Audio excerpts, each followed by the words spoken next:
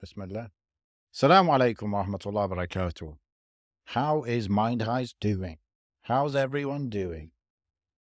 Feeling quite good, bro. How are you feeling apart from being sleepy? You had to الحمد cut, لله had to cut, كثيرا.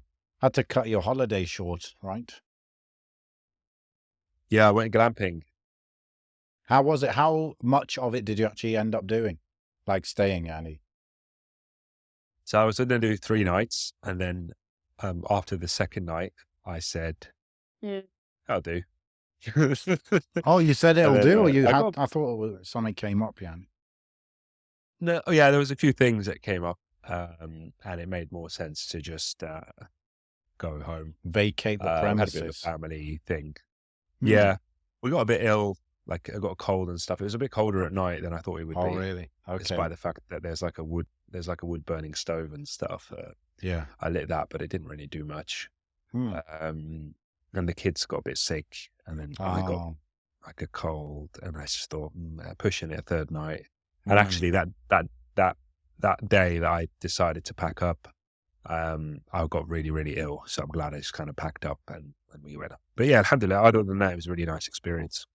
Okay. So you would recommend glamping, yeah? Yeah, man. Or anything, anything local instead of going too far to spend too much money going abroad and stuff. There's so many different things you can do locally. There's a lot cheaper than What do they call them catching again? flights. What do they call these like local holidays? There's a term for it. What's a staycation? Yeah, that's probably it. What is Actually, that? Let me find out what a staycation is. Staycation. beat to it. I'm gonna beat you to it. It's Holiday. or a holiday. It's a period in which an individual family stays home and participates in leisure activities within day trip distance of their home, and it does not Yeah, require exactly. overnight accommodation.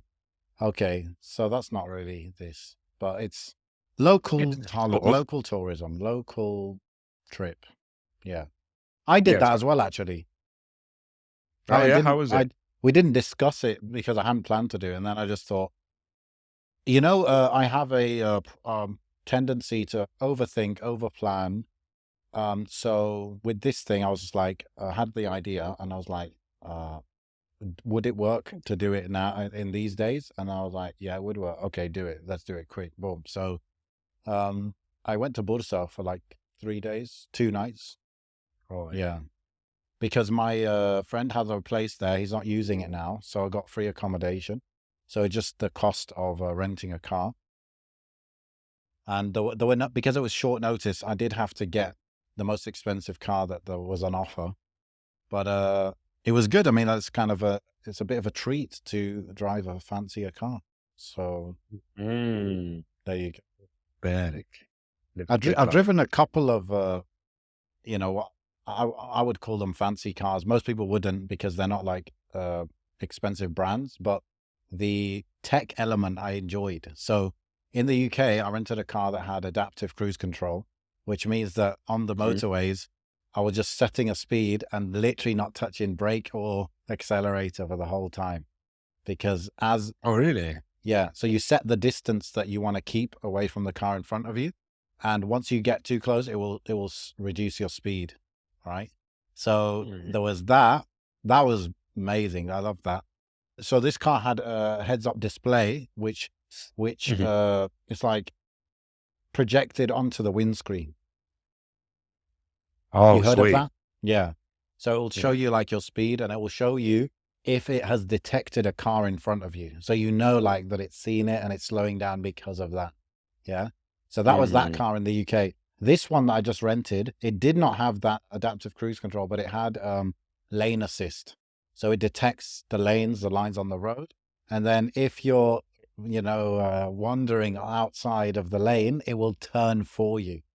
So I was like playing with that a lot. And so you just kind of get lazy, and imagine combining those two things together, right? So lane assist and the adaptive cruise control, and you pretty much got like autopilot.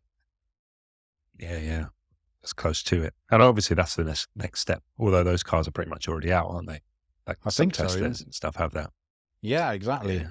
But it's very much so. Assuming those two features are combined in a Tesla, I mean, it's not self-driving, but it's very much you're like low maintenance driving. You know what I mean? Like very much you're just don't have to do too much on a motorway. At least I suppose you can't use those things too much when you're in a city. But I like that stuff, bro. I like this tech stuff. But the next level, what I decided after driving, like, so this trip, I drove 600 kilometers. So there was a lot of driving. And when I went to the UK, I went to Cornwall. That was, I don't know, that was a few hundred kilometers. So from that, I concluded that my dream actually is to not drive and just to be driven places.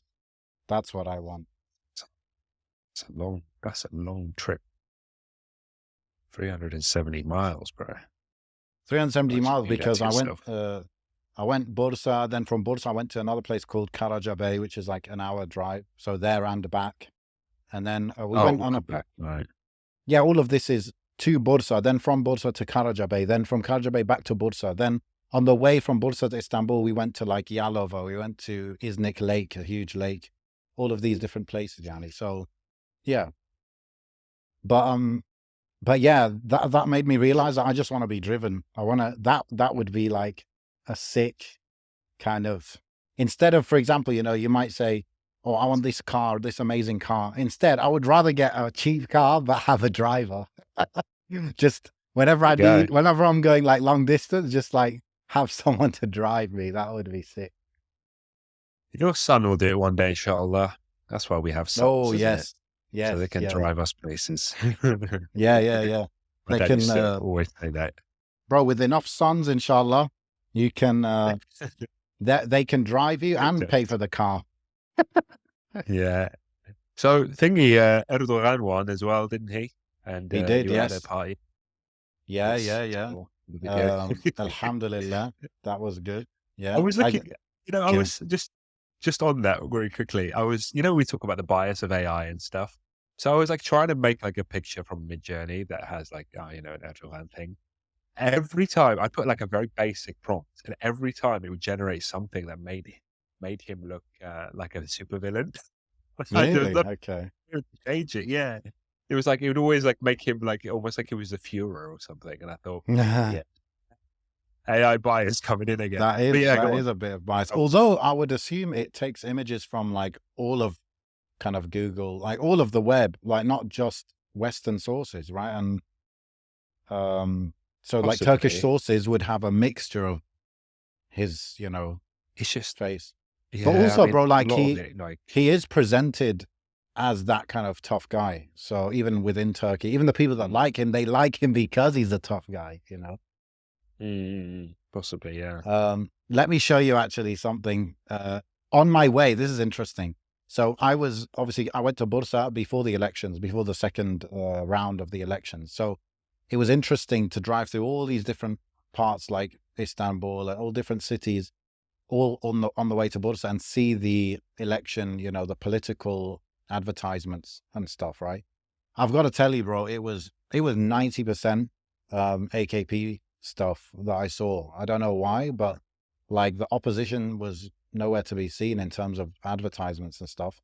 But there was this one, that came up quite a few times. Let me just see if I can. So what's his name? Just put Erdogan, and I will put.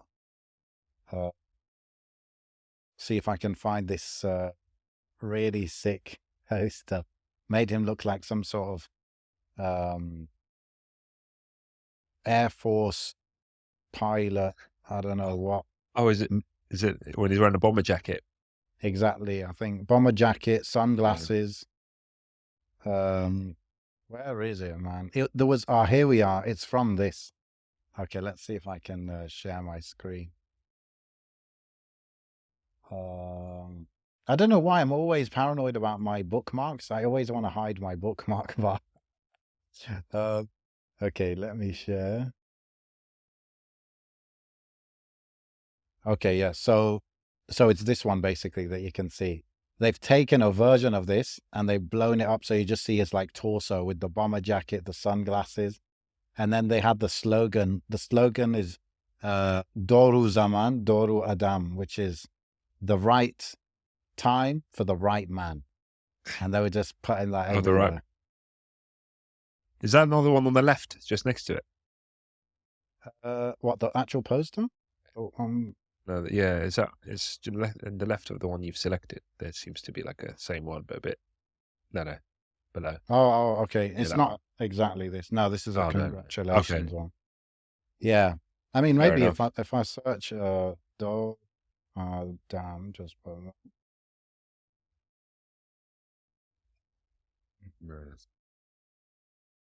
Yeah, so there was one Yeah. in Bursa which was like taking up the whole there was one, it was it's not even a poster, it was almost a canvas material, I don't know what. Imagine like maybe 5-floor high buildings, maybe 5, 6, 7 floors high, and from the top to the bottom, it's the whole poster is taking up that whole space in between these two buildings. Like that was in, where was that? Yalova that I saw that. So yeah, it was really everywhere, man. It's kind of my first, I think it's, maybe I was in the UK for one of the elections, but I didn't see much campaigning, much going on. Maybe I wasn't aware, I'm not sure. But I definitely was, I witnessed a few things, he observed a few things. But in the end, bro, like Erdogan won, but he won with a 4% difference. So it's a split country. And you have to keep in mind, this is what I was saying to my friend the other day, like 52% voted for Erdogan, yeah? That does no way mean 52% like want a more Islamic Turkey, for example. Like it doesn't even mean that. It just means like there will be a segment that want that. There'll be a segment that think he's good for business, and so they're business people, so they vote for him. There would be a segment where they're like, yeah, like look, he's done a good job over the last 20 years. Ability and stuff. Yeah, there'll be a segment which is like one of the parties that are allied with the AKP are, they call them like ultra nationalists. So like even more extreme than the opposition party, right? But they're in an alliance with the AKP. So yeah, it's a good, I think, a good outcome for Turkey and for Muslims worldwide. But it does not mean, you can't take that conclusion, like, oh yeah, Turkey wants Islam and all that. But it's a progress, yeah, absolutely. It's what we see, isn't it? It's what we see in our circles and what we label in our circles as Islamic, etc. And that gets kind of regurgitated, and the echo chamber of all the Muslim practice followers that you've engaged with. That's the kind of notion. On the flip side as well, I definitely saw like a huge buzz though. I was like, on like Twitter and stuff, there was like a massive buzz around it, and I was like, interesting, because generally speaking, there's a lot of I don't want to say criticism, but there's like some level of critique against leaders and rulers in the Muslim world. But there's definitely a lot of praise for Erdogan, generally speaking, even though I kind of step back from all of it, really. I don't overpraise and I don't criticize. So, yes. Yeah. The thing is, like, I think a very wise stance to take with anyone generally is like, look at their, praise good actions and good things and criticize bad things and bad actions, and just keep it simple as that. Don't like put your allegiance like strictly on a person or something, because no one's perfect. And, you just support like what sometimes it's not even relevant for you to support or not support. But the point is like, no one's perfect. And when someone does something good, you can highlight that. And when they do something bad, you can highlight that. And that's fine. And that's normal, Yeah. Yeah, there's a lot of fiqh to it as well, bro. That's the thing. I don't like to step into dangerous territory when I don't need to. What I say doesn't really make a difference. And there's also a lot of nuance and a lot of things behind the scenes you never know. Like there's so much that, that politics is a dirty game, number one. And there's so much behind any news that reaches you. You're so far removed from any moving parts that you will never really know the full story. So to say, oh, this is bad because I think it's bad, you don't really know the full circumstances of the situation. And I see that. Like when I've seen a few comments on Instagram or something criticizing Erdogan, I was like, yeah, that thing you're highlighting is a bad thing, but didn't you get that he did that because he had to do that because of that thing? And sometimes when Yeah. there's different levels of awareness of geopolitics and these things, So, like you might say, for example, Erdogan, he has got a good relationship with Putin. Why has he got a good relationship with Putin? Wasn't Putin the one blowing up Syria and supporting Bashar and this and that? But obviously, anyone with some level of understanding of geopolitics, they know why he's doing that. And even Putin knows why he's doing that. These guys are not naive. It's all a game of maslaha. Yeah, it's really difficult. That's the thing. And it's really, you can't have a one-track mind, black and white outlook with this sort of stuff. And that's why I honestly advise, like I know you said earlier about criticizing the bad and then, praising the good or whatever. I honestly advise everyone to just step back because it's not their place really a lot of the time, because you'll just have brothers that will make this their entire life. Their entire life is to just sit and talk politics, and actually they don't bring any benefit to that which they can bring benefit to. Like their sphere of influence, all the talk about politics doesn't actually, rarely does it result in any maslaha. It's just actually let's sort of talk about this kind of stuff. I can understand for people that actually do have influence and maybe, they can change things and whatever. Yeah, But then for for most sure. of us, we just talk for the sake of it. And it reminds me of that kind of, I remember once getting shouted at by Hamza Tortis years ago when I was, I was like still at uni. He came to do a lecture, and I asked a question regarding this because I was quite young and like hot-headed and whatever. Asked a political question, and I remember maybe he wasn't like shouting at me, but like shouting at the general theme of like, what have you established in your house? Like, what have you established in your home? What have you established in terms of positive change for the ummah? And I was sitting there like, yeah, I guess you got a point. I ain't done anything. I'm just sitting there just talking. I'm just here complaining about something that's got really hardly anything to do with me in terms of influence. Because it's easier to do that. It's easier to do that, isn't it, than to actually, aim for long-term stuff. Yeah. But that goes beyond just politicians. That goes for imams, shuyukh, any sort of community leaders, any da'i, any whatever online. It's very easy to just sit and do a fraction of the work, but then criticize those that are on the front line all day and every day for every sort of mistake they may or may not make, right? Yeah. Like a good example is with Wahid. You remember we discussed with Omar Suleiman from Wahid, and then we had another episode where we were discussing about, the permissibility of investing in stocks and all of that stuff, right? Right. And I was like, I just couldn't get past that hurdle of the whole less than 5% riba-based income or whatever is acceptable. I just couldn't get beyond it, Yeah. right? I'm sure there are people who struggle to get beyond it, or they're only just beyond that, and they work for Wahid and they're pushing Wahid forward fully. Right. And the thing is, like, if they didn't do it, who would do it? And it's very important work that Wahid is doing in a bigger picture kind of thing. And the same goes for someone like Erdogan, where the evil, the munkar, like involved in being the president of Turkey is massive, right? And so by just being involved, you're like, well, damn, what's my responsibility for all this stuff that's going on?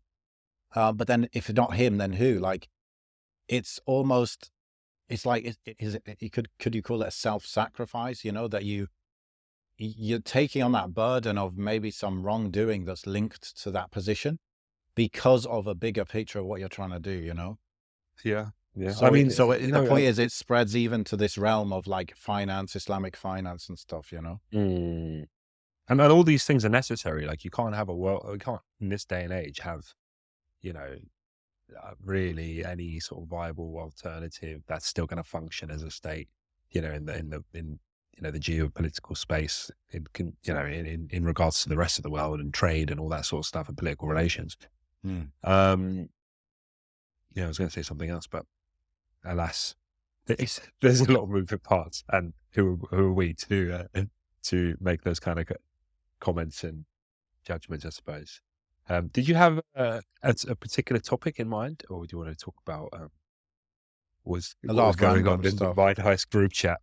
Did you follow all of that sort of argument? I did. Debate, I suppose.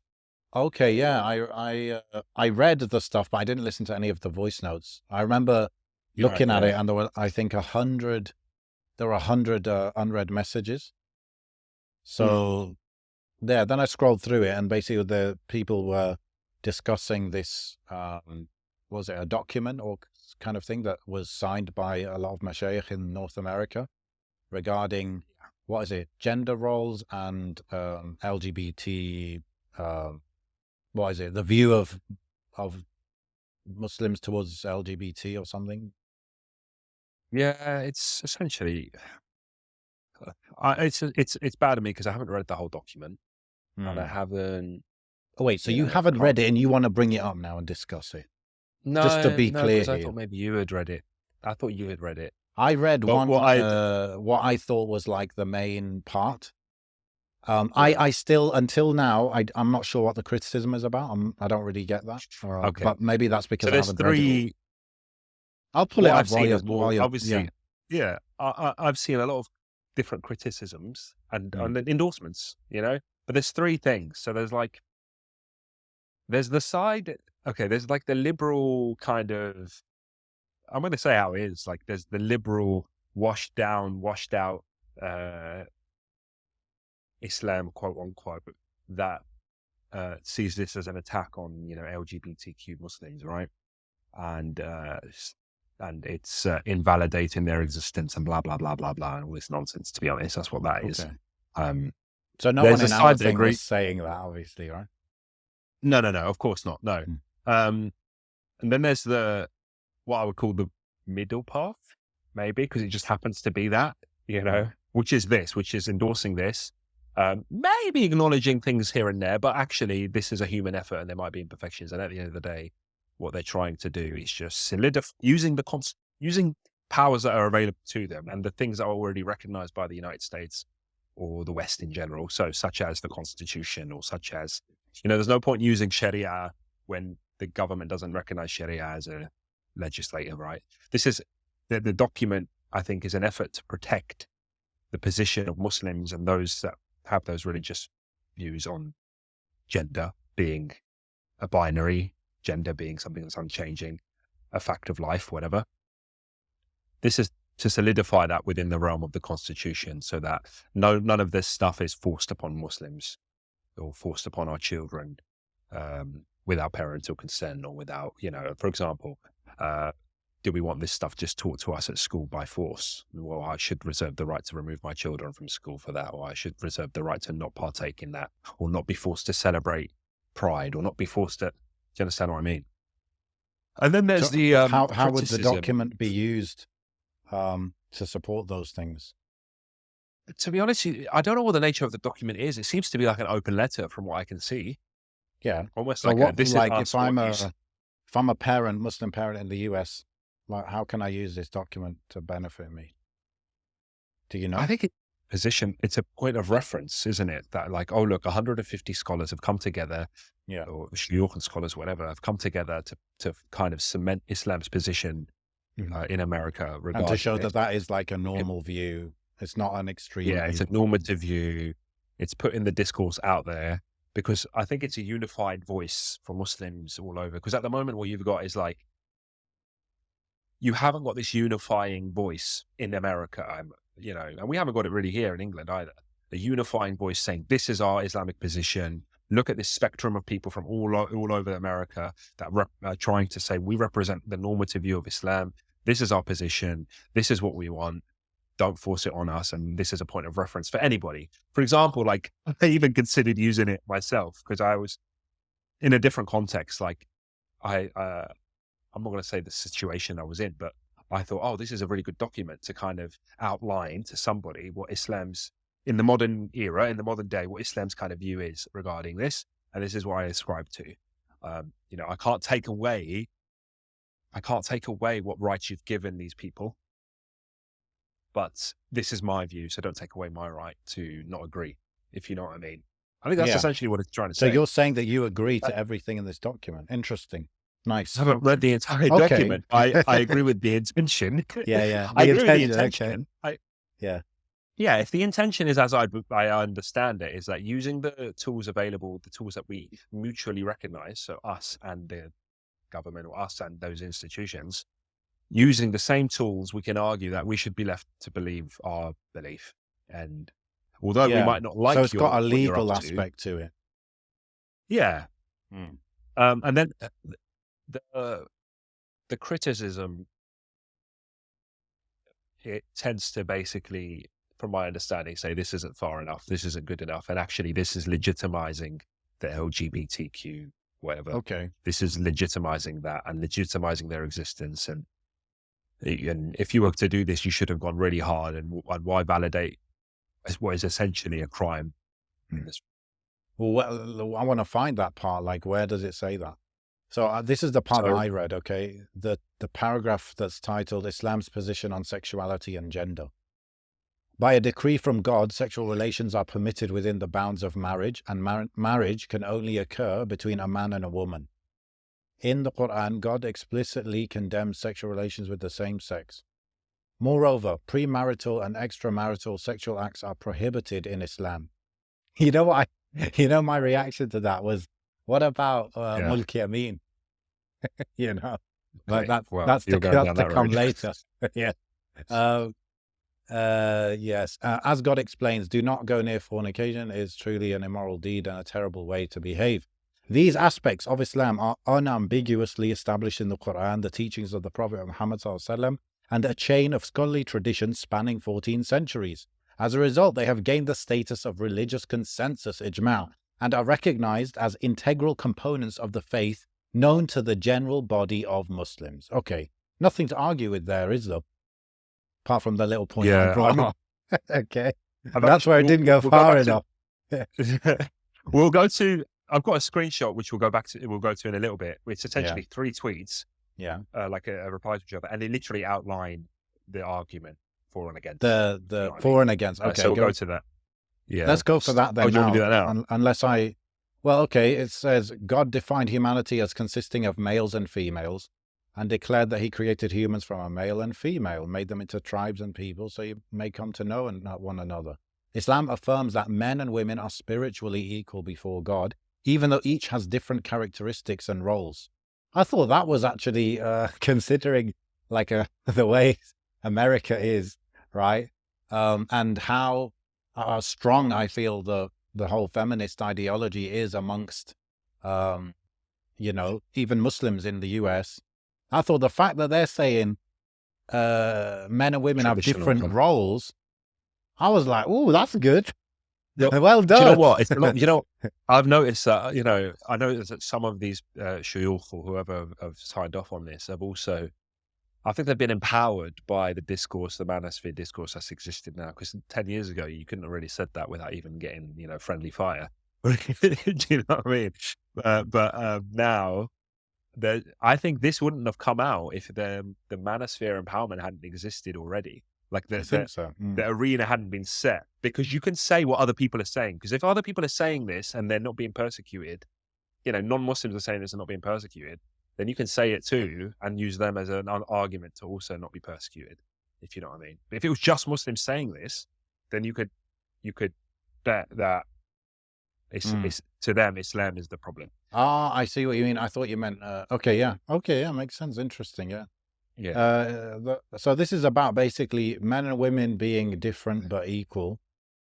So that's cool. And they're saying that there are only men and women. There are no other genders or sexes. And they've said that basically, homosexuality is not allowed. And, sexual acts outside of marriage is not allowed in general. Okay, so this is all standard. Islam distinguishes between feelings, actions, and identity. God holds individuals accountable for their words and actions, not for their involuntary thoughts and feelings. Okay, this is maybe a point of criticism, you could say. As our Prophet ﷺ said, God has pardoned Muslims for what they think, as long as they do not speak or act on it. In Islam, the sinful actions of an individual do not and should not dictate his or her identity. Okay, solid. As such, it's impermissible for Muslims to take pride Damn, they used that word as well. To take pride in identifying with labels that categorize them by their sins. Solid. It is important to note that the stance of Islam on illicit sexual relations goes hand in hand with its protection and promotion of the individual's right to privacy. Okay, what's that saying? It's important that the stance of Islam goes hand in hand with... Okay, I don't know why they had to mention that. Islam prohibits prying into others' private lives and discourages public disclosure of sexual behavior. Oh, it's like telling them, basically, if you feel you lean that way, just keep it to yourself.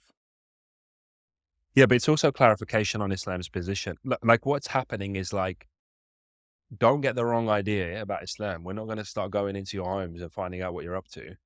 Because people have that misconception. As long as you're not being like, you know, Jahr bis. Yeah, it was like the Qatar thing. It's like the Qatar thing when the Qatar World Cup was happening, right? Or it's like, to be honest, and I know this is a controversial one, but it's even like the Saudi Arabia website, on the website, tourism website, they were like, there was a question like, is LGBT people ever welcome in Saudi Arabia? And they said, yes, they are welcome.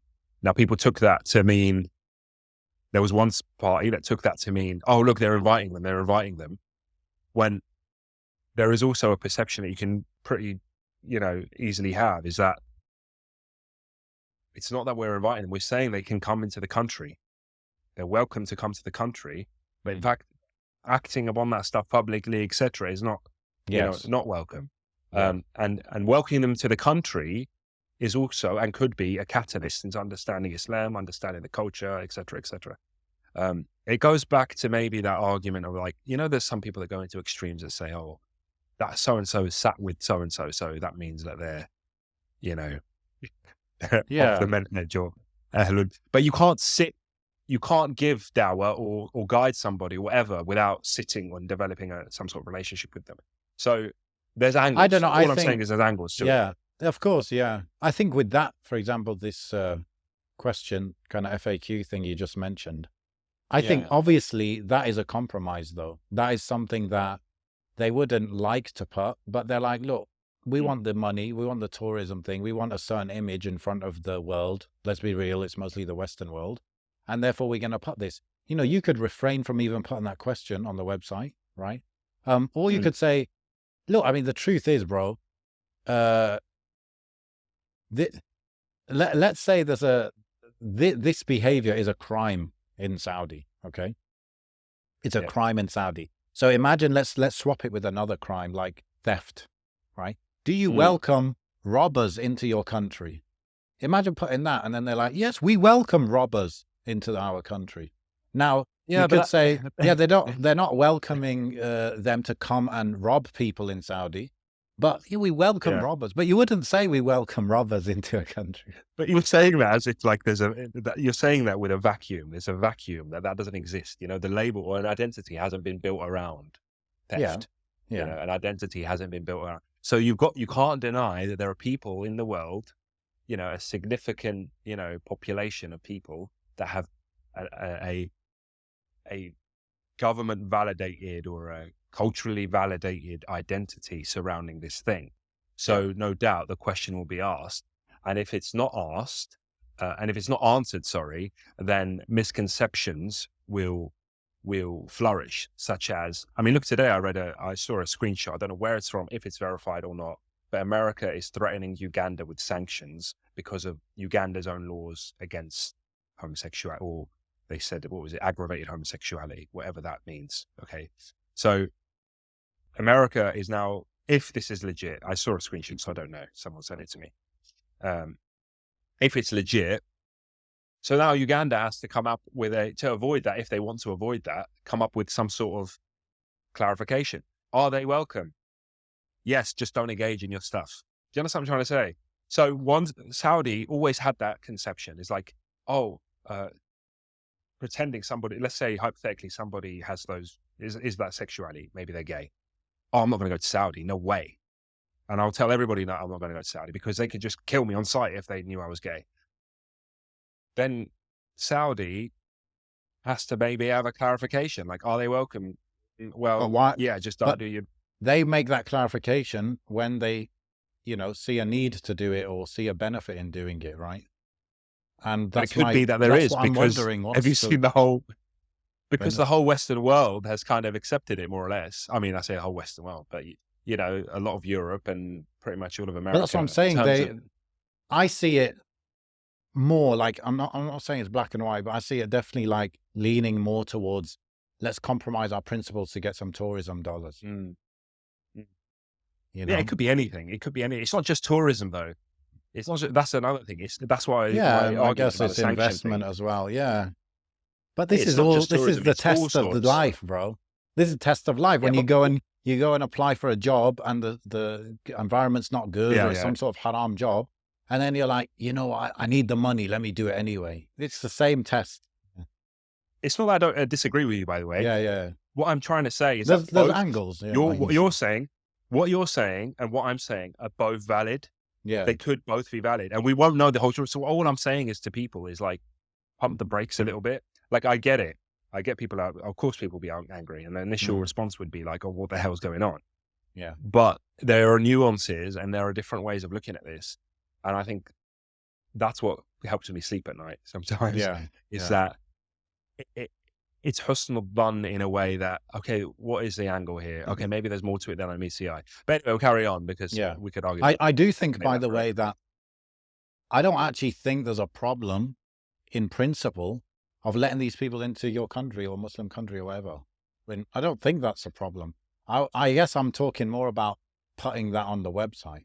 But the concept itself of letting people that have done something wrong in privacy, and they're not going to do it publicly or anything in your country, I don't see any, I can't think of any reason like not to let those in. It's just classic PR. That's what it is. It's just public relations. That's what it is. It's to say, no, look, if somebody was to criticize them, if it was a government of another country to criticize them, they'd be like, no, look at our website. It says they can come in. It's fine. Yeah. What about your laws? It's also an investment thing. Like I listened to a lot of business podcasts. One of them with like these 3 billionaires, and these guys are investing in, with big money, and they go to like pension funds and I don't know, hedge funds and this and that, and they're raising money, and then they go and invest it. And these people, I heard them discuss this question specifically. Should we invest in Saudi companies or UAE companies? They even talk about UAE as well. They're like, is it ethical? Okay. So they're making these, they're having these discussions. So from a point of view of not. All it is that if they don't do it, someone else will, and they'll miss out, and it's money at the end of the day. They can talk it on microphones and talk it on podcasts and whatever, but at the end of the day, the opportunity is there, and if they don't take it for morally, whatever unethical perceived reasons, someone else will jump it, and someone else will take it, because the money is there. And that's what, there's this, I haven't got the picture now, but there's this famous kind of almost like a meme picture of like all these companies, a list of all these companies in Europe and how they've changed their logos for pride. But then the same exact companies, their Twitter accounts or their social media accounts in Muslim countries don't have any, because the money, it doesn't pay. It doesn't pay to do that. Endorsing Pride might pay in England, and it's Pride. It's coming up to Pride Month now, and I'm already seeing the stuff. Always seeing the companies putting up the flags and whatever. But if that same company exists in, the Middle East, it doesn't pay them. It doesn't gain them any extra money doing that. If anything, it might lose them money. And actually, you're seeing some even Western companies losing money. Bud Light is losing money. Target stock price just plummeted. A lot of I heard about that. Target lost $9 billion of market cap in, was it 1 day, 7 days? Yeah. Can't remember. Yeah. Because of, was it selling kids' clothes with some of these slogans on or something like that? I can't remember. Not just slogans. I think it was like, I don't go into it. It's actually like dresses for boys. Let's just say, there was like certain modifications to the clothes. Well, certain additions to the clothing that would physically modify the child's body to make them appear more like a girl. Wow. Or lower, something like that. Yeah, that's what I think anyway. Yeah. Let me share this quickly, because I know we were going on about the actual navigating differences thing. Just because we can't read the whole thing, but maybe if you just see this. But you're going to bring up these tweets? Yeah. It would just summarize the kind of arguments. Yeah. And these guys are public accounts, so there's nothing, they've said this in public. So, So one of the big contentions with it was like there was a term used there was two terms actually. One was, we recognize the right that these people have in the Constitution to live peacefully and free from harm. I'm paraphrasing, but essentially it was a reference to their right in the Constitution. The other thing was like, there was a mention of peacefully coexisting with them. Now, I get that in the context of, well, you have no choice. You have to recognize that you must peacefully coexist with them in America. If you're going to stay within the law. If you're going to stay within the law, you have to recognize that you're going to peacefully coexist.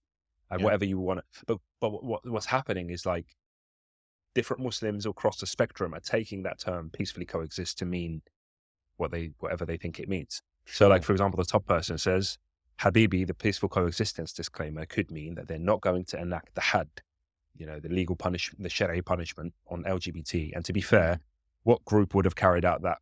That group would have cried out that Muslims want to massacre us for being LGBT. That's why they've signed this document. The disclaimer is a preemptive strike. Someone else replies, not at all. It's obviously meant for decriminalization and for Muslims to not think of them as Allah has determined them as criminal. In a non-Muslim country, you advocate for their criminalization, not for the crime to run rampant around you. This is basic. So can you see the two sides here?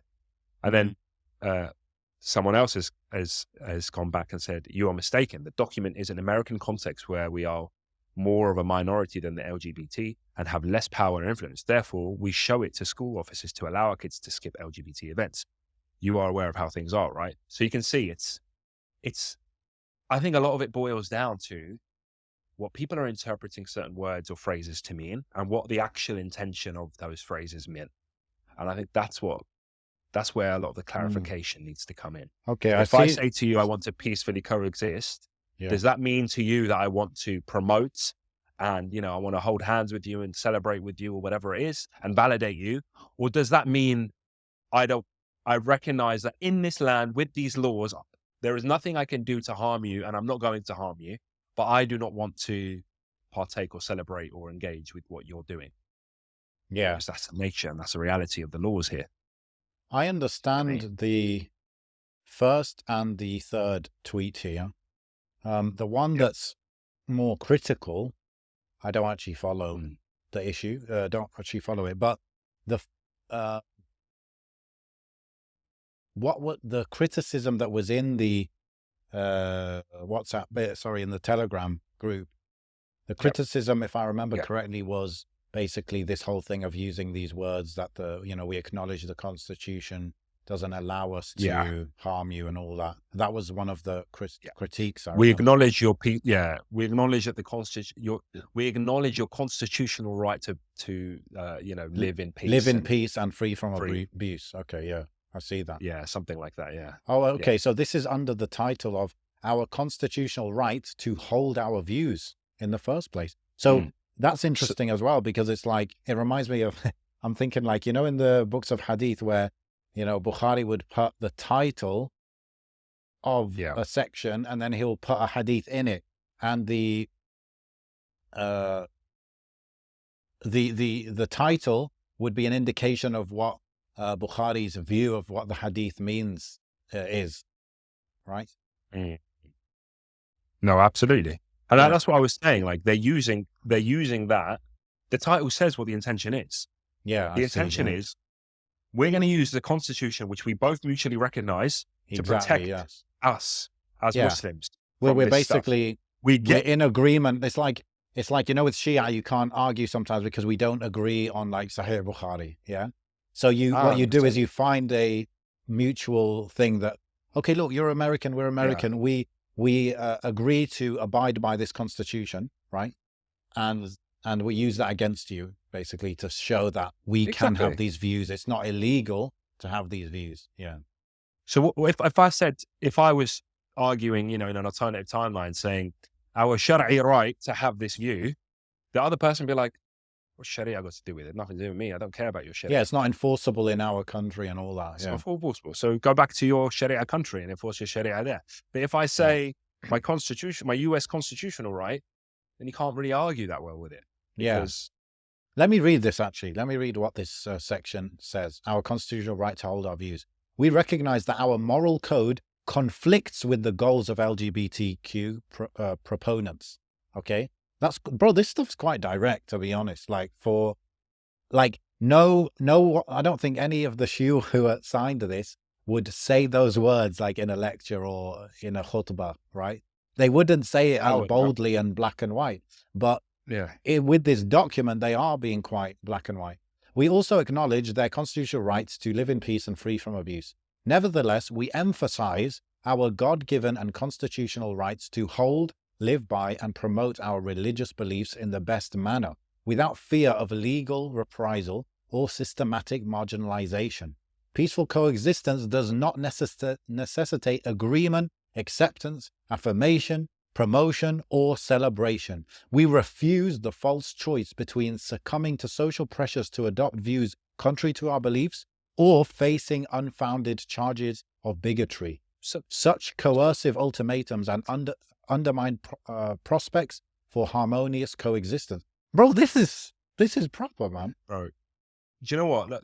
See, right there, they've said what peaceful coexistence means to them. Exactly. Which means if peaceful coexistence means all those things, and those things are enforced, like don't do this and don't do that and don't do this, then I'm untouchable. My kids are untouchable. If you agree to that. Yes. So I think what's happened is, like, I don't even, with all due respect, I haven't even looked at the list of people who've written this. I know a couple of people, I know a couple of the top people that are most recognizable, but I haven't gone through the list because that doesn't really matter to me.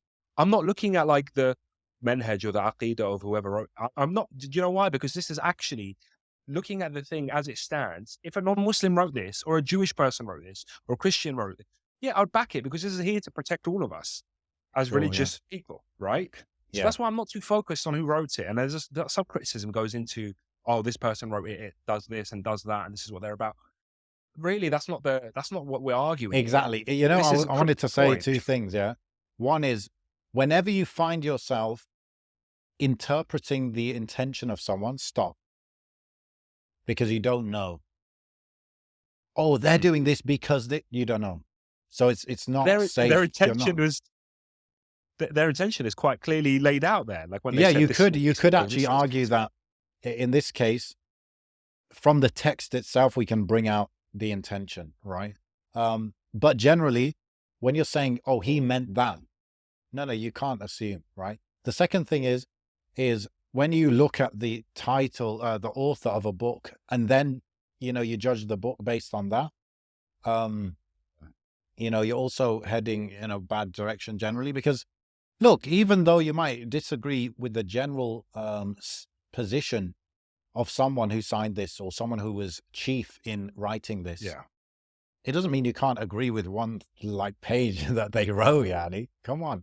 It's not, it doesn't give them so much credibility. Like, why are you scared of giving someone you disagree with a bit of credibility, a bit of, Yeah, there's a couple of things, man. So one thing is that I think a lot of the people that signed up on this are really disappointed that they've been so heavily. They were expecting an attack from the liberals. They were expecting that. Like, bro, I can imagine they were scared when this went out because of how bold it was. And these guys, of course, they're in the US and all of that context behind that. Yeah, some of the people that claim Islam and are criticizing them from a liberal standpoint, saying they're invalidating gay Muslims and whatever. Like, it is wild, but they're also, I think, quite a loud minority because normative Islam is normative Islam, and you can't really take that away. I think they were disappointed with the attacks that came from, people that are more conservative and more traditional. And I think, that's kind of the main issue there. There was another point I was going to say, which was more important than what I've just said, but it's lost it. I've lost it. It'll come to me though. Well, can you bring up the tweets again, because I wanted to reread that criticism one and just try and get my head around it, because so far I'm not. I can't find too much criticism. All I could think of was like, I don't know. Maybe you could say, why do you seem so eager to sign up to this constitution and abide by it and all that? But you know, you're I abiding remember by now it by what it living. is. Okay. What I was going to say is, so think of the people that wrote this or signed off on it. The big difference between them and the critics are that, and there are particular figureheads on both sides. There's figureheads or leaders of the people that wrote this, you know, and this is quite obvious. Some of them, Yasser Al-Qadi, Omar Suleiman, etc., etc.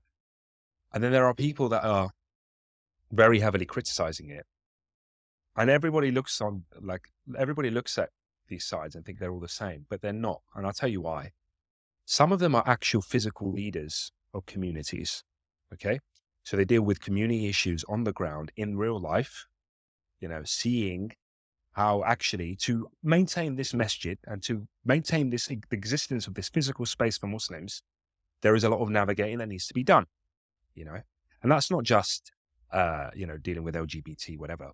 That could be, I don't know, insurance. That could be banks. That could be, you know, all sorts of haram things that are reprehensible in the sight of Allah subhanahu wa ta'ala, but they need to be navigated.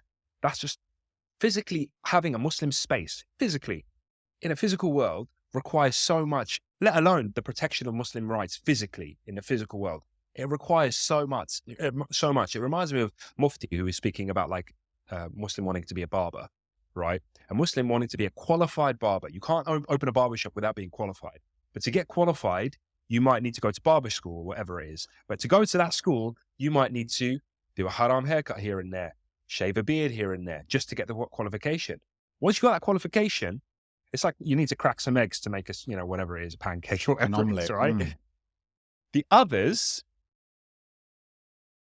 a lot of the loudest criticism is coming from people that do not represent communities in the sense, do not lead communities in the sense, may have YouTube channels, put YouTube videos out with zero consequence. And it's very easy for them to just criticize because they haven't been put in positions of leadership or physically representing a community to really deeply understand the complexities and the beasts that are tackled behind the scenes.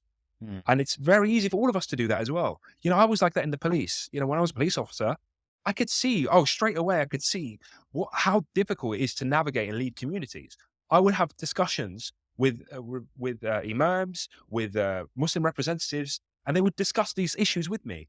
Only a couple of days ago, I was speaking to a leader of a Muslim community who was talking to me about this kind of issue, navigating this agenda, where he was having the same issues with other religious leaders, such as priests, rabbis, where they were trying to solidify their position within local councils, local governments and stuff.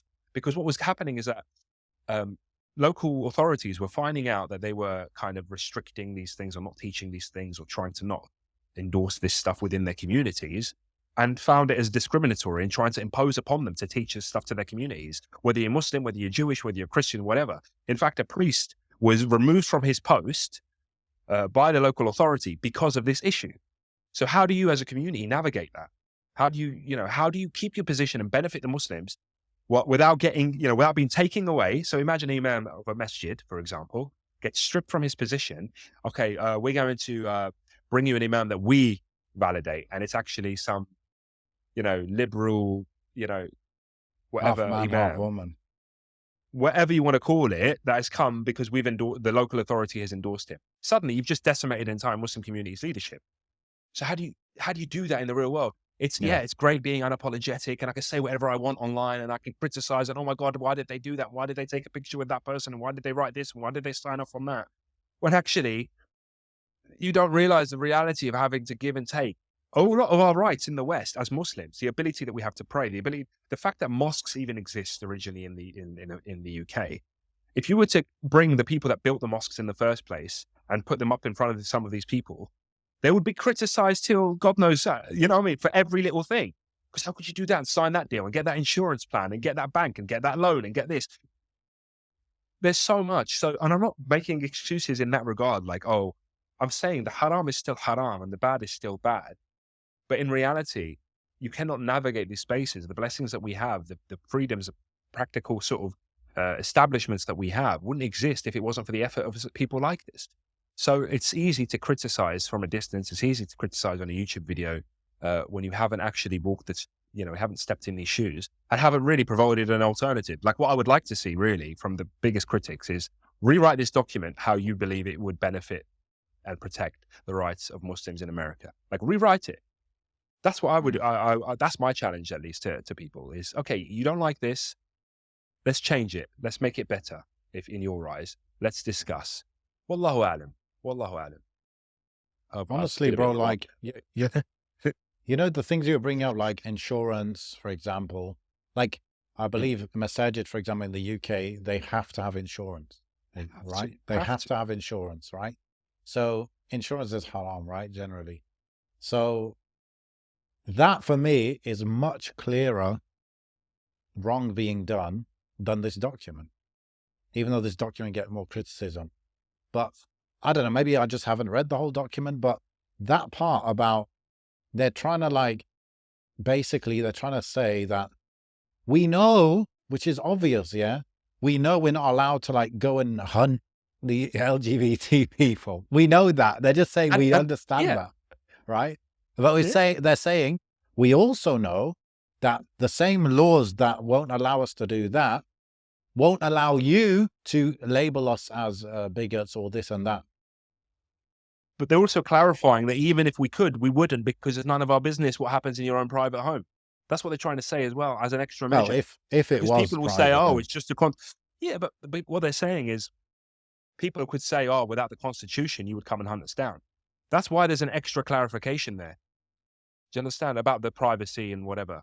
There was a mention about the privacy of somebody's own homes and stuff, because it could be argued by the other side to say, so without the Constitution, you wouldn't let us live peacefully and whatever in America. Well, I think that's a null point, because there is a Constitution.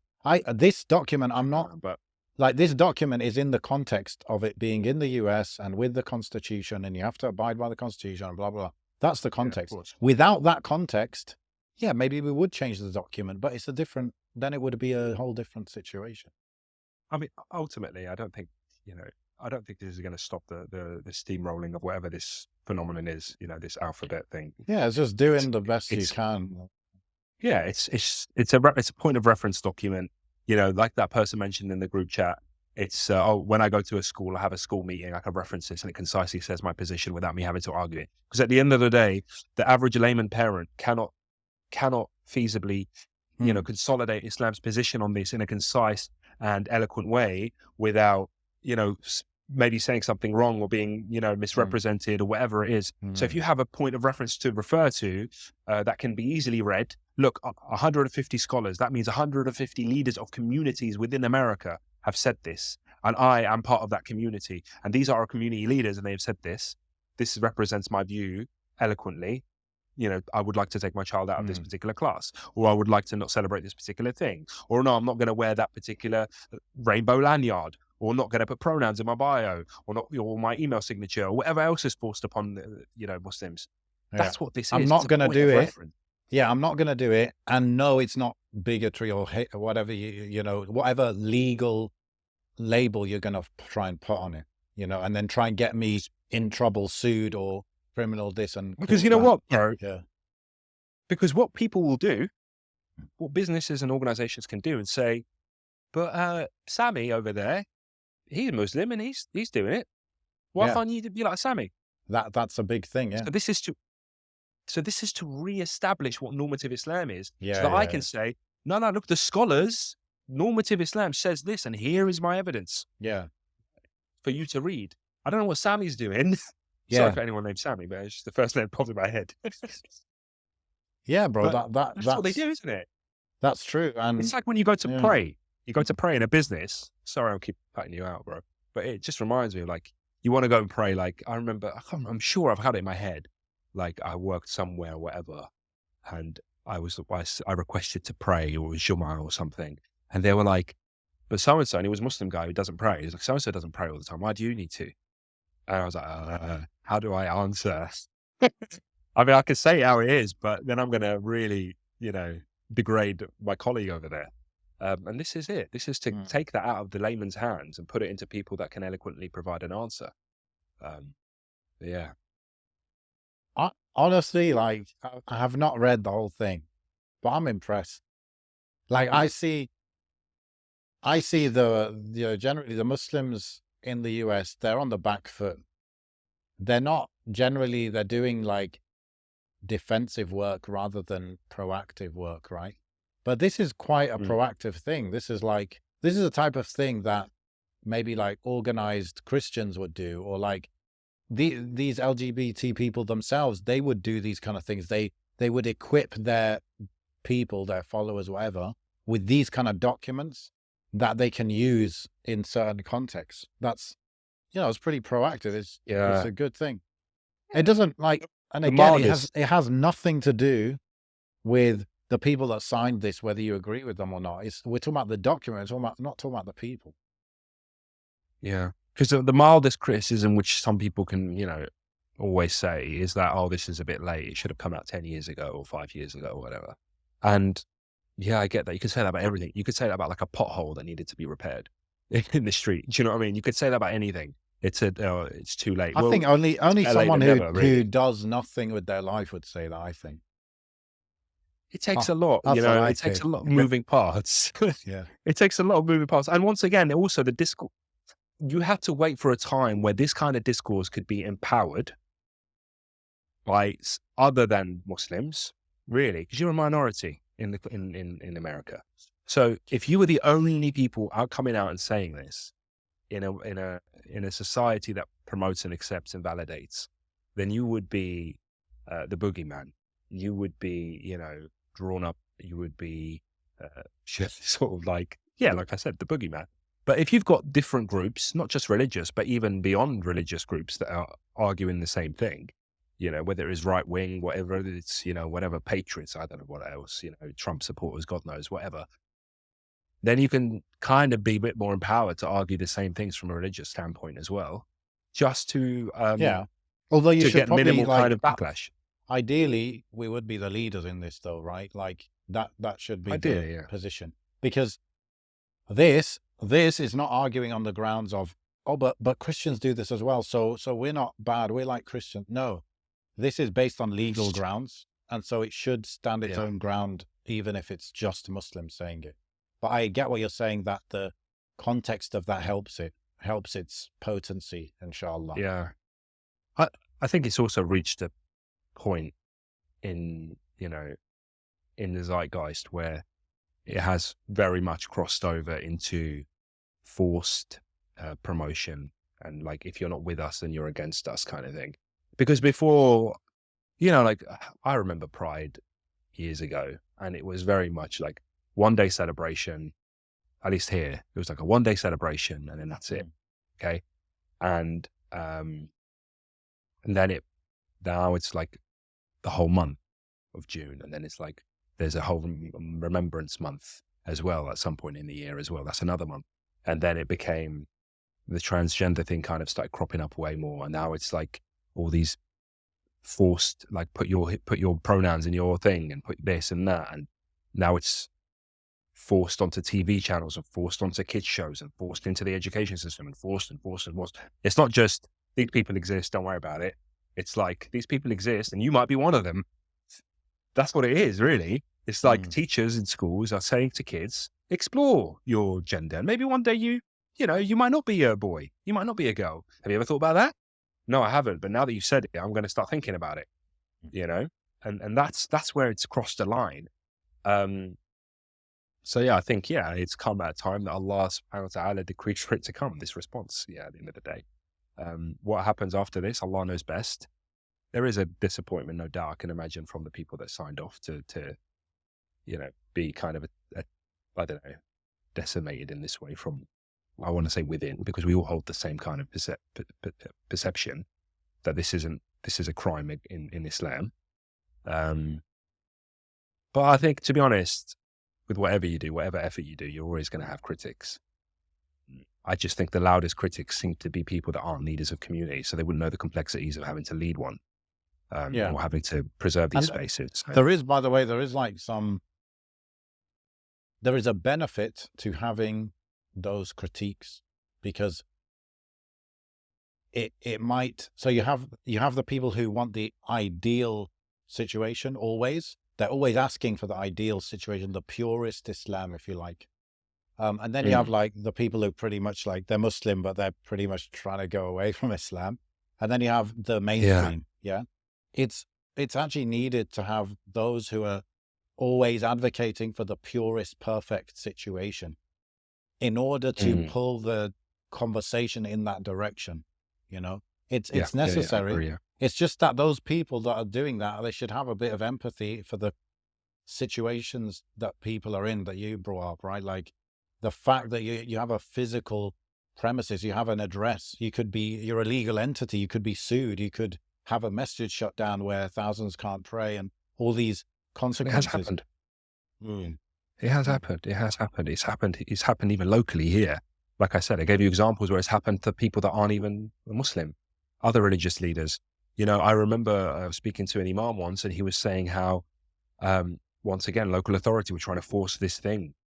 And he said, I can't combat this as a Muslim representing the Muslims on my own, because what will happen is that they'll just come for all the mosques. That's what will happen. So he said that, so what I had to do is reach out to the Jewish community. I had to reach out to the Christian community.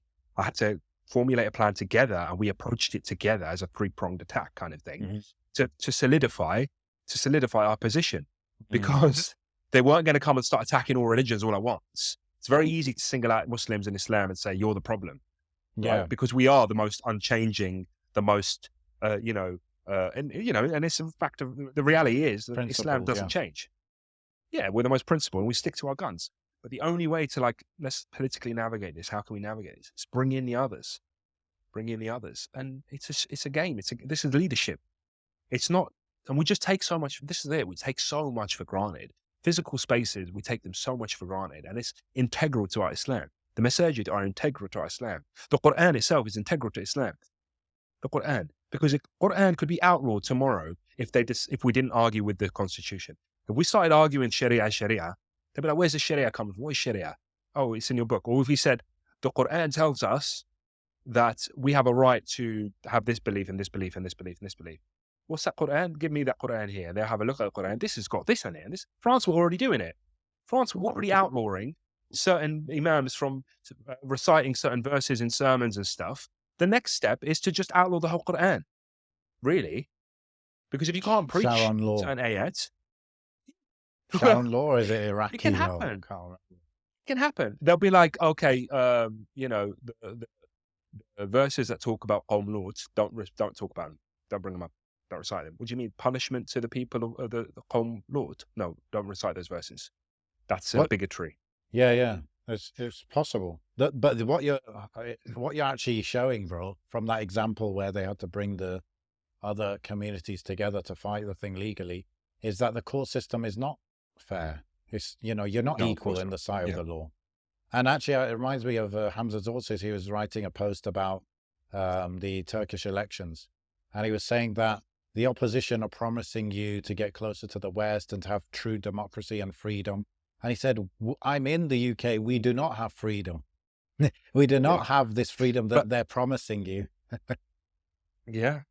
I mean, look, it's always a balancing act, right? So this is, I mean, me and you, we're in agreement that getting out of here is better than staying. Okay? That's number one. Being amongst Muslims is better than whatever, than being here. So I'm arguing all of this with the understanding that this is just to bide more time.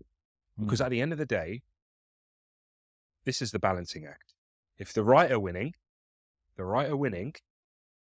then actually you're getting attacked by the right, and there's so many other things you have to battle. Whereas the xenophobia, outlawing Islam completely, right?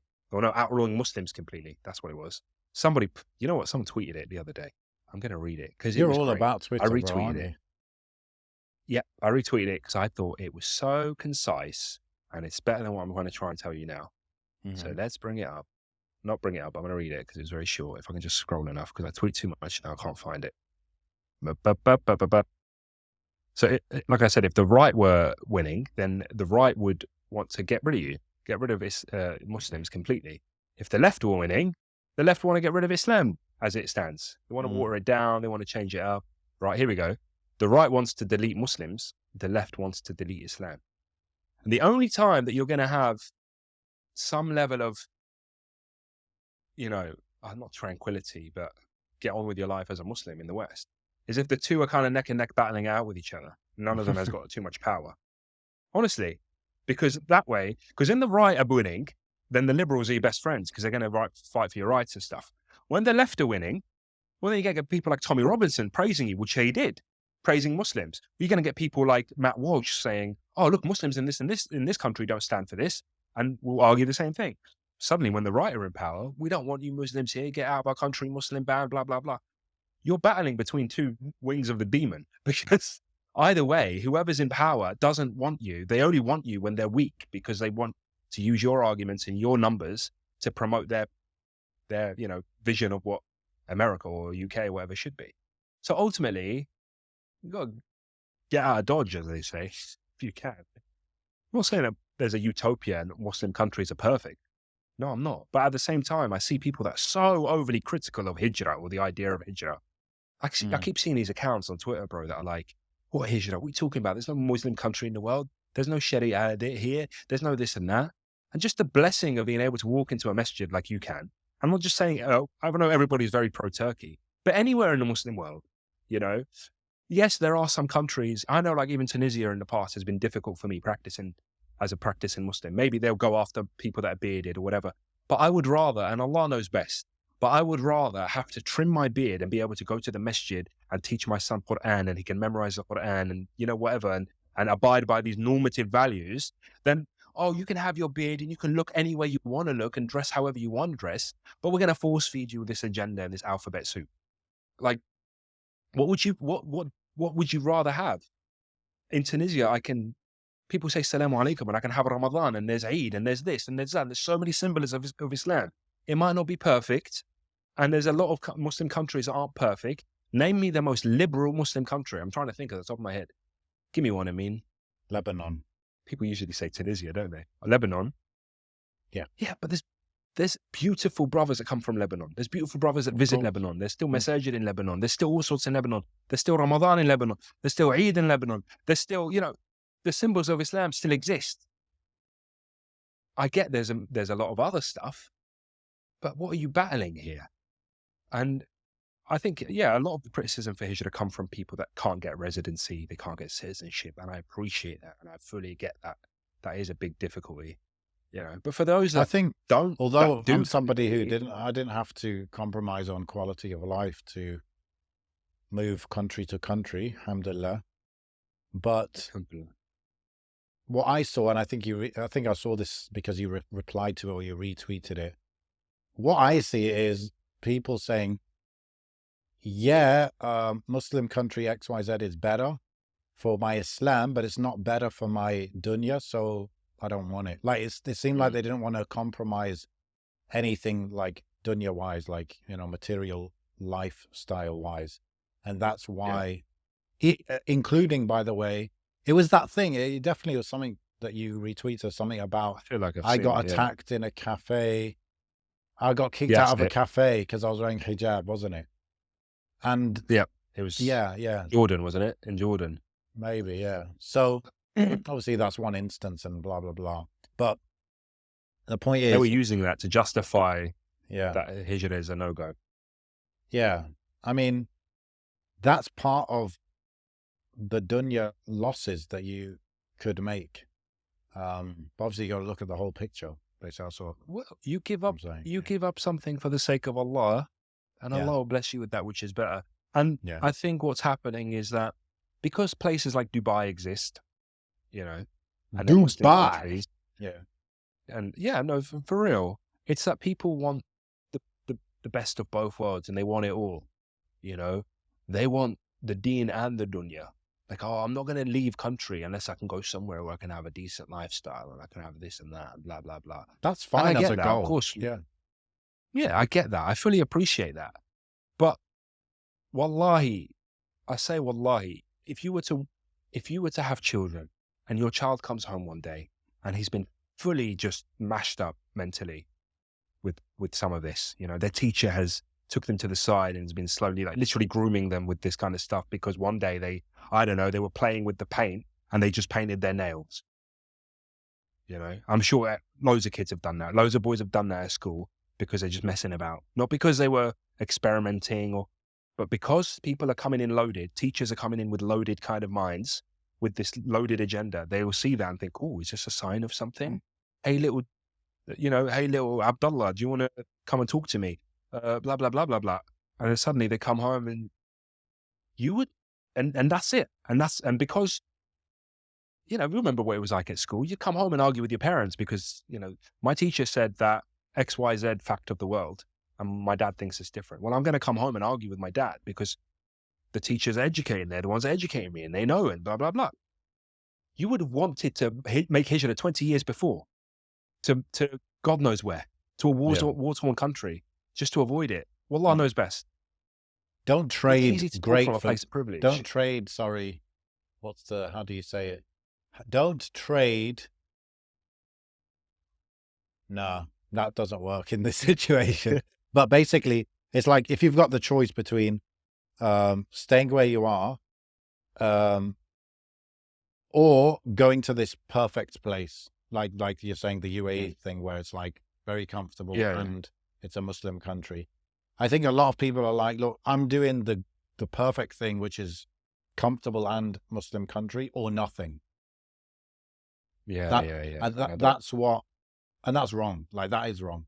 Having it as a target and trying to make that happen, there's nothing wrong with that. Nothing wrong with that. And but if you can't make that happen, then do the closest thing to it. Yeah, absolutely. But by the way, anyway, there's a pattern that I found.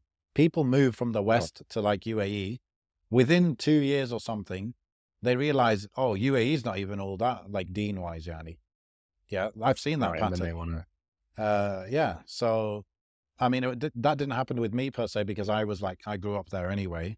But one thing that I have been saying to people recently is the reason that people move to a country determines the type of people that go to that country. So the UAE, why do people go to UAE generally? Because they go to make money. That's the main reason. Muslims or non-Muslims, they're going there to make money. So that dictates the type of person that comes. When it comes to Turkey, people don't move here to make money. There's not much money to be made here, yani, generally, right? So that brings a certain type of person as well. Same would go for any other country. Tunisia, are people moving to Tunisia to make money? Not really, right? So I mean, it would attract a certain type of person. Because they got links there, Yeah, because they got links, So, you know, that's an interesting dynamic, like, when you think of it from that point of view. I just brought this up, bro. This would be interesting to look at. The Turkish elections, the results by country, right? So the Turks that voted in the diaspora, So like the US, they voted 82% opposition. Yeah, so this like secular super nationalist kind of thing, get rid of the Syrians kind of thing. So that's interesting. Yeah. Then UK, 80% opposition. Wow. Yeah. So interesting, like, I mean, US, UK, they're very liberal societies in general, even compared to the rest of the West. So that has an element, but I feel like, anyway, I'll bring up a couple other statistics and then, so France, 66% Erdogan. Yeah. Okay. And then the other one I wanted to bring up is Germany. Germany, 67% Erdogan. Right. And I feel like the pattern here is the country where the locals, if you want to call it, like, don't really like these Muslims, Turk immigrants, or whatever. And the Turks are like, they're not integrated in society as much. Yeah. That's where they vote for Erdogan, and they like stay conservative or whatever. Because Germany and France is kind of like that, right? Whereas the UK, I mean, look at Turks in London. They're like very much, what I know of them is generally not very religious at all, and very much like part of the UK society, isn't it? Just with a different bit of baklava on the side, I don't know. I know not. I don't know. I think all the Turks that I know are quite religious, or at least recognize the deen. That's your circle. Yeah, but I wouldn't know more beyond that. Yeah, I wouldn't know beyond Saudi Arabia, 66% Erdogan. Pakistan, 74% Erdogan. Australia. Oh, interesting. Australia, 56% opposition, 43% Erdogan. I mean, that's half-half. So might as well be half-half. Yeah, pretty much. What's another random one we can do? You got all the statistics. You're just hoping, you get to stay, isn't it? That's why. That's why you're studying Nigeria. all of this. Oh, Nigeria did 60% Erdogan. Interesting. China, 72% opposition. Yeah. Stability is good for any country, bro, at the end of the day, isn't it? I was thinking, Stability. what if a candidate had to get 60% of the vote or 55% of the vote to come and change things up, so like the system defaults to stability. And if you want a new person to come in, you need to like really like be loud about that, like, and go beyond the 50%. That would be interesting. See, in my head, I mean, obviously I've got an issue with like the democratic system anyway. The whole 4-year thing or 5-year thing, whatever. I just don't think it's legit. I think you're always just going to be thinking about, the next election or the run up to the next election, or saving things, Sure. saving things for those elections so you can win them, as opposed to actually doing them for the sake of building a legacy. It's like my Tunisian passports, right? I know it's a crazy example, but they're 5 years. They run out every 5 years. And like, I know it sounds crazy, but like, I'm already thinking about them like after the 4-year mark, and I feel like 5 years just goes so quick. I'm like, I've got to do them again. I need to run around and get this paper and get this and get that and blah, blah, blah, blah. And, or even like starting a new job. Okay. Actually, today I started a new job. And it made me think actually about the elections. So if I was learning the ropes a bit and everything was going well, but like, I don't know anything. Imagine doing that every 5 years, like changing a leader every 5 years. I've got to learn everything, and half the time is spent learning, half the other half is spent trying to win the next election. There's no time to get the actual job done, because you're saving things for elections. You're like, we'll do that closer to the election because then I can win the next election, and then we can save this one for that. And it's all becomes about holding the power. Whilst if you had the power and you were guaranteed the power, whatever, as long as you don't die, or as long as you don't get, I don't know, you annoy people so much that they overthrow you, but then you can kind of like get things done as and when is best. Well, Allah knows best. It's like charities as well. It's like charities. They spend so much money on promoting themselves and fundraising. What if they just got the money and then they could spend all their energy on delivering the goods? Yeah, 100%. 100%. What if maybe a term was not analysis, what if a term was not 4 or 5 years, but it was 15 years? Yeah, 10, 15 years, maybe, the prime years of somebody's life. You get, I don't know, a 50-year-old man becoming prime minister, and then when he's 65, he hands it down. Allah knows best. It just makes more sense. Generally speaking, like kingdoms were born because kings would rule for their lifetime, right? And the king or whatever it wouldn't be about my chair or my thing. I mean, there could be elements of that, but it's also the pride that he has in his own kingdom. My kingdom is better than your kingdom. Look what I've done in my kingdom. I've built this and I've got that and I've got blah, blah, blah. My peasants eat caviar. Yeah, obviously.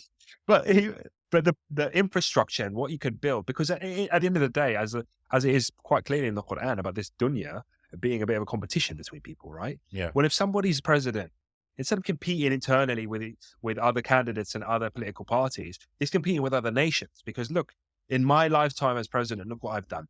Look what I've done for my people. Look what I've done for my country. Look what I've done for whatever, Muslims. As opposed to, oh no, this opposition is coming. Let me try and whatever with him. I get it, and I think it's just broken. And I think ultimately, there are powers behind the scenes that kind of control that. I don't think Americans really flipping. People. There's powers that be, whether it's private companies or private entities, that kind of pull and push strings and fund certain political, election campaigns and all that kind of stuff, and sway things in their favor. No doubt, there always has been. The leader of the owner of a company is in power of that company way longer than a president is in power of the country. So it's always been the case, right? So yeah, and maybe that. I was going to highlight that because it's part of, we talk about Target and stuff. Yeah. I just pulled up Target top shareholders. You know, the top shareholders of a company, public traded company, they have quite a lot of power, right? Because if they were to sell all their stock, it would make the stock price drop and all kinds of stuff. They might get board seats as well. So who are the top shareholders? Vanguard Group Inc., 9%. 9%'s a lot to own. Yeah. The other one, Capital World Investors, I'd not heard of them, 7.8%. State Street Corp, 7.5%, I've heard of them. And then our favorite, of course, BlackRock, 7.5%. So these companies, the three that I mentioned, they come up again and again. Pretty much, bro, pick any publicly traded company, that you've heard of, Yanni, that's well known. You're going to see them, and search top shareholders. You're going to see BlackRock, you're going to see Vanguard, And like you said, bro, these guys, they don't have no term, 5-year term.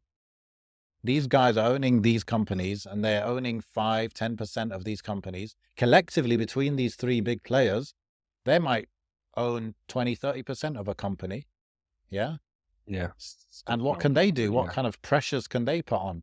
They can drive a company to lose profitability if they see fit, right? If they want to push an agenda. So maybe we'll have another thing, episode about that. But interesting. It's a reality. Comparing it to the past, where there was legacies to be built, it's not really much of that. You're too busy internally fighting with each other for chairs and power and drones and God knows what else. Allahu alam. So, bro, should we like add our signature to that document we were discussing then? Because I know they asked us, of course. My heist. I don't know, man. I'm not American. I don't know the nuances of what's going on over there, but I can imagine, position. I can see the benefit, as I said to you, of referencing this document. So is there any criticism that we could like agree with? Because so far I didn't really find any or hear any. If I really truly believe that the intent of this document was to validate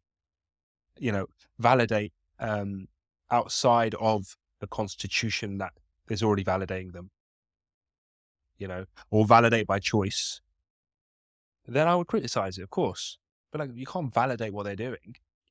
But when they're saying as we understand that the Constitution we all live under validates them, and we will abide by that because we have got no choice.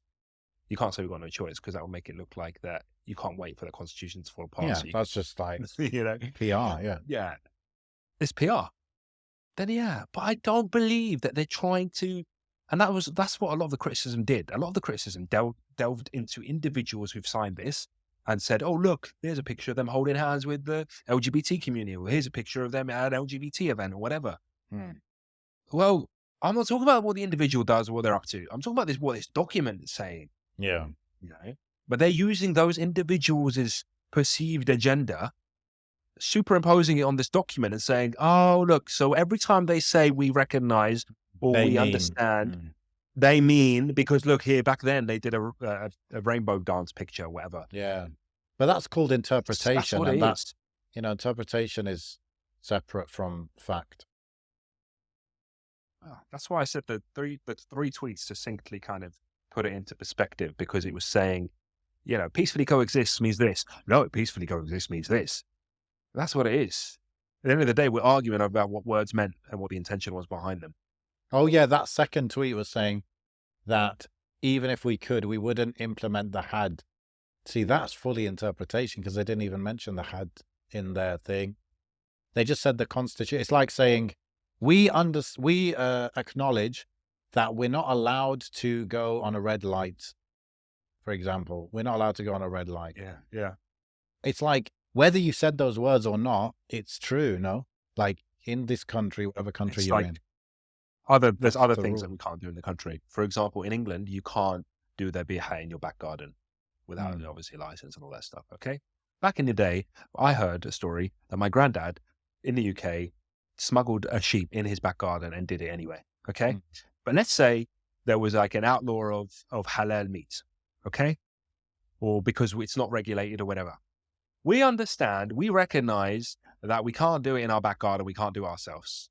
Okay. But what we do recognize is that there are legal frameworks and health and safety regulations that we must abide by. So we would like to have those legal frameworks and regulations stamped on our professional slaughterhouses that are Muslim run, blah, blah, blah. We won't do it in our backyards because we recognize that that's against the law. But what we want is, I don't know, that's kind of what you're doing. You're recognizing that this law exists no matter whether you want it or not, even if it's against, I know it's a bad example, but what I'm trying to say is Islam doesn't forbid us from doing it. Acknowledging a law is not agreeing with a law. Yeah. We know that Islam encourages us to do that, to make a dhabiha, to sacrifice animals. There is no restriction on, it can't be done on health and safety and blah, blah, blah, blah. There's none of that, as far as I know. Okay. But if the law here imposes that on us and there's restrictions or whatever, well, we've got no choice but to recognize that if we're going to continue living here in safety without being incarcerated or God knows what else. However, what we will say is, using the same law, blah, blah, blah, why can't we have our own slaughterhouses, et cetera, or whatever, that are exclusively halal, exclusively Muslim run? No, we're going to superimpose that every single slaughterhouse has to stun its animals and be their throat slit to heavy metal music or whatever. I don't know, because it's more therapeutic and scientifically proven to cause less harm to the animal. I don't know, whatever mumbo jumbo they want to come up with. Well, no, actually, as long as it follows your health and safety guidelines plus our Islamic ones, then we'll whatever. I don't know. Allah knows best. I'm giving a really bad example, but it's an example that people won't be up in arms about, because at the end of the day, LGBTQ, whatever stuff triggers Muslims. A lot of stuff like this just triggers Muslims. Just it's a reaction. It's like when somebody, there was, I'm not going to say who it was or whatever, but there's a Muslim that there was discourse around them being, previously they were gay and they're fighting those urges and fighting those inclinations, and they're well known on, the whatever scene. Really? Yeah. Right. And now people are attacking them because of that, even though they've come out, they've said that I don't act upon it. They're a revert, by the way. What's wrong with these lot, man? But what's happened is that just the fact that exists has triggered people to just attacking them. How can you watch this person's videos? How can you take knowledge, not knowledge, but you know what I mean? How can you listen to this person? That stuff just triggers something in Muslims, because yes, at the end of the day, the act is abhorrent. The sin is abhorrent. It was punished by Allah subhanahu wa ta'ala. But that doesn't mean that there's people out there that struggle with that stuff. Just like there's people that struggle with sin, or struggle with riba, or struggle with, infidelity, or struggle with zina. Allah subhanahu wa ta'ala doesn't forgive somebody who dies upon shirk. But you don't see the same gut reaction of shirk. You don't see the whole, how can you, worship a grave? Or how can you hang, eye of a dream catcher? Yeah. How can you do that? How can you be reading your horoscope? There isn't any of that. Allahu A'lam. Nice convo, bro. Yeah, bro. Tell me about it, bro. Wow. Oh, you picked up the mic. How did you do that? I decimated my desk. Absolutely tore it apart. How has it been sitting there the whole time? Oh, it's just instant. Oh, really? Okay. Interesting. Yep. That's right. Okay, let's wrap try not it to up. move too much. Let's wrap it up. Wrap. Actually, interesting. Wrap it with a rap. Go on. Freestyle. No. I was just thinking, by the time this goes live, the front row will be open for people to join again. Maybe front row. So I'll put that in the description, inshallah. All right. سبحانك اللهم وبحمدك اشهد ان لا اله الا انت استغفرك واتوب اليك. السلام عليكم ورحمه الله وبركاته.